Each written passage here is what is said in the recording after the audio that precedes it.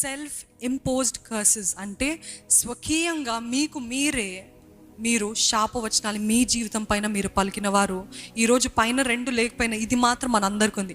నాకేమీ చేత కాదు, నా వల్ల ఏం అవ్వదు, నేను చచ్చిపోతా, నేను బ్రతకను, నాకొద్దు ఈ జీవితము, నాకొద్దు ఈ భార్య, నాకొద్దు ఈ భర్త అన్నవారు చేతులెత్తి ఎటువంటి మొహమాట లేకుండా హల్లెలూయా చెప్తారా? చూడండి ఎంత సందేహము. అట్లా చెప్పని వారు ఎవరైనా ఉన్నారండి? హల్లెలూయా చెప్తారా? చాలా తక్కువ మంది. We are imposing curses on our lifes.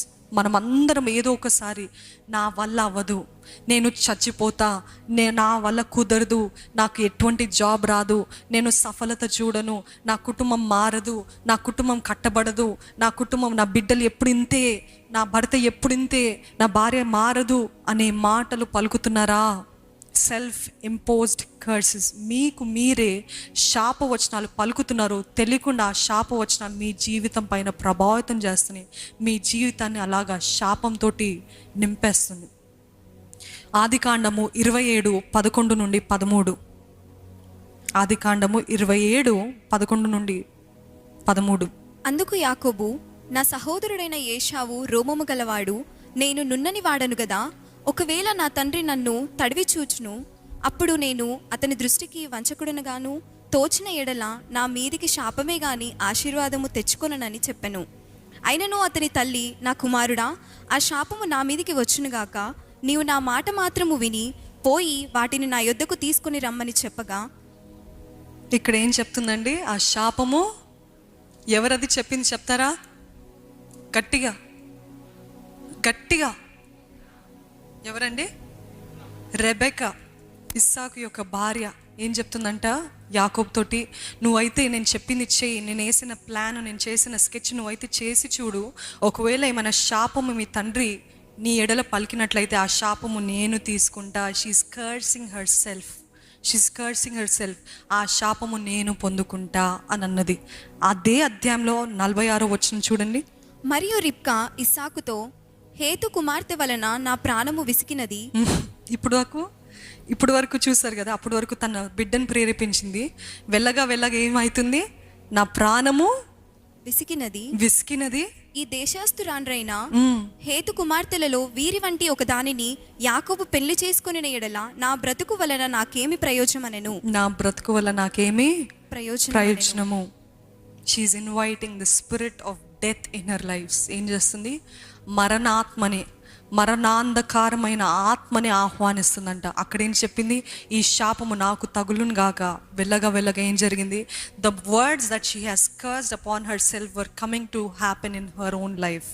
ఈ బ్రతుకు విసుకొచ్చేస్తుంది, ఈ బ్రతుకుండి కూడా వేస్ట్, చావాలనిపిస్తుంది అని మనోవేదన. ఈరోజు మీరు గ్రహిస్తున్నారండి, మనం ఎన్ని మాటలు మన జీవితానికి విరుద్ధంగా మాట్లాడాము, ఎన్ని శాపాలు మన జీవితానికి విరుద్ధంగా పలికాము. ఈరోజు తెలియకుండానే నేను ఈ వాక్యము ధ్యానిస్తున్నప్పుడు, నేను బాత్రూంలో రెడీ అవుతున్నప్పుడు, I was renouncing everything that I have said against my self. నాకు చేత కాదు, నా వల్ల అవ్వదు, ఐఎమ్ అన్ఫిట్, ఐఎమ్ అన్వర్ది, ఇవన్నీ దేవా నన్ను క్షమించయ్యా, ఐ రివోక్ ఇట్, అది రద్దు చేస్తున్నాను. ప్రతిదీ నేను ఏదైతే పరిశుద్ధాత్మ దేవుడు నేను అక్కడ బాత్రూంలో ఉండగానే ప్రేరేపిస్తున్నాడు, ఒప్పుకో, నువ్వు ఈ వాక్యం చెప్పకముందే నువ్వు ఒప్పుకో ముందు. ఎందుకంటే బోధించే వారికే కదా మొదటిగా తీర్పు వచ్చేది, బోధించే వారికే కదా మొదటిగా కఠినమైన శిక్ష వచ్చేది. పరిశుద్ధాత్మ దేవుడు ప్రేరేపిస్తున్నాడు, ఒప్పుకో. You have spoken these words against your self. You have spoken. ఎన్నోసార్లు నేనే అనుకుంటానండి, ఈ సేవా భారం ఇవన్నీ చూసి నా వల్ల అవ్వదయ్యా, నా వల్ల చేత కాదయ్యా, ఈ శ్రమలు నా వల్ల అవ్వదయ్యా, ఈ పోరాటాలు నా వల్ల అవ్వదయ్యా, నేను ఐల్ గివ్ అప్ లార్డ్ అన్న పరిస్థితులు ఎన్నోసార్లు ఉన్నాయి.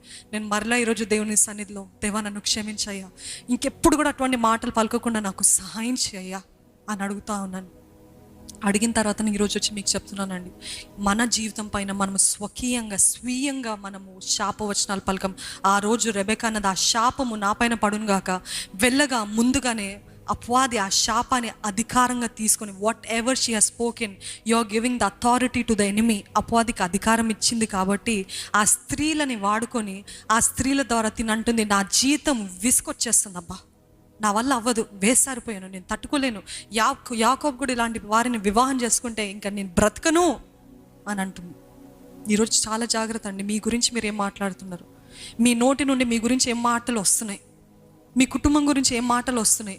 ఈరోజు మీ నోటి ఫలము మీరు అనుభవిస్తున్నారు. వాక్యంలో ఉంది, మీ నోటి ఫలము మనం అనుభవిస్తామంట. నోటి ఫలము మంచిదైతే సంతోషం, ఆనందం, ఆశీర్వాదం అనుభవిస్తామంట. కానీ నోటి నుండి చేదు వస్తే ఆ చేదే మన జీవితంలో అనుభవిస్తాము. ఈరోజు స్వీయ శాపాలు, స్వకీయంగా సెల్ఫ్ ఇంపోజ్డ్ కర్సెస్. అదే రీతిగా మత్తయి సువార్త 27వ అధ్యాయము 24 నుండి 25.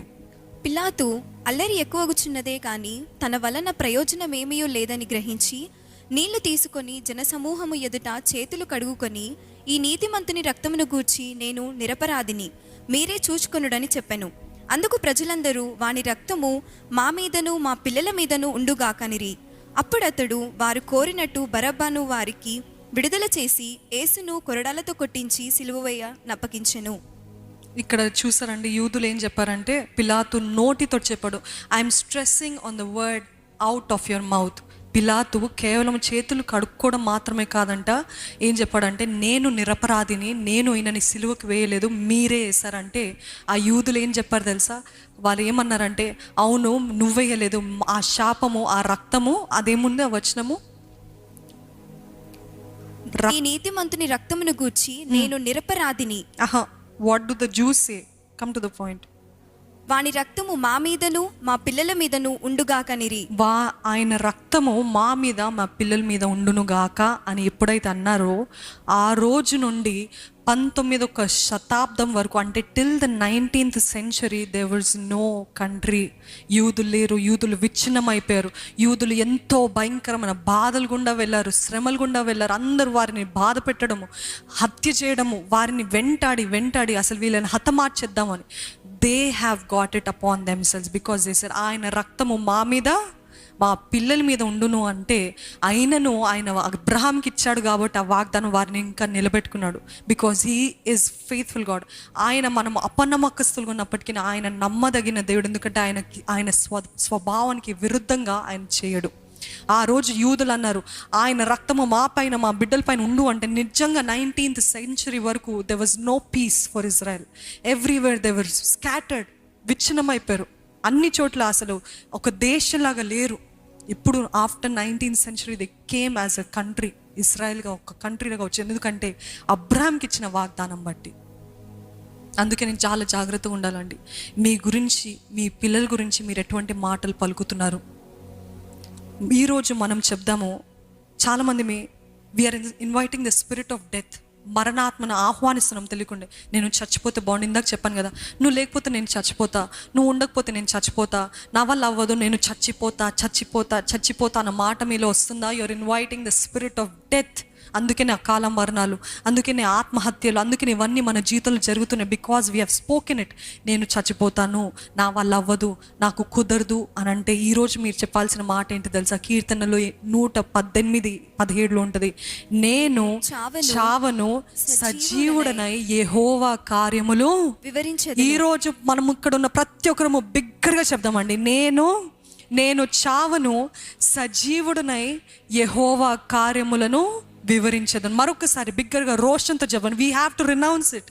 దాన్ని రద్దు చేయాలి. మన జీవితానికి విరుద్ధంగా, మన కుటుంబానికి విరుద్ధంగా మాట్లాడిన మాటలని క్యాన్సిల్ చేయాలంటే, ఏ నోటితోటి అయితే మీరు పలికారో శాపవచనాలు, అదే నోటితోటి ఇప్పుడు బిగ్గరగా చెప్దాము, నేను చావను సజీవుడనై యెహోవా కార్యములను. మరొకసారి బిగ్గరగా you have to tell it with రోషంతో చెప్దామండి, రోషంతో చెప్దాం. నేను చావను వివరించేదను. హల్లెలూయా. I cancel the spirit of death in the name of Jesus right now. ప్రతి విధమైన మరణాంధకరమైన ఆత్మ, మేము పలికిన ప్రతి మాటని ఇప్పుడు యేసు నామములో రద్దు చేస్తున్నామయ్యా. వి రివోక్ ఇట్.